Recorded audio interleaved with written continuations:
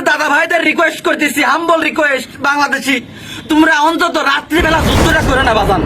রাত্রেবেলা যুদ্ধটা বিরতি রাখো, দিনের বেলা তোমরা যা ইচ্ছা করো সমস্যা নেই, কিন্তু রাত্রেবেলা যুদ্ধটা বিরতি রাখতে হবে। কারণ কি, রাত্রেবেলা ঘুমাসার টাইম, এতদিন তো তোমরা ঘুমাইছে আইসে, এই যুদ্ধ করে যাও, যুদ্ধের সময় মনে করো এই যুদ্ধ করতে যাও, ঘুমের ঘরে যদি ভুল করে একটা মিসাইল এরকম পথে চলে যায়, সরাসরি বাংলাদেশ এসে পড়বি, তাহলে পরে কি অবস্থা হবে আমার কত, আমার তখন টেনশনে ফেলা দিলে আমি কেবল একটু ঘুমাই ফিরে যাবো। ওরা মাথার মধ্যে চান দুটি করে ওরা রাত্রিবেলা যুদ্ধ করে, যে ভারতের দাদা ওদের বিশেষ করে বলছি, তোমরা রাত্রেবেলা তো চুরি মানে চোর যেভাবে রাত্রে চুরি করতে হবে সেরকম করে রাত্রে হামলা করো।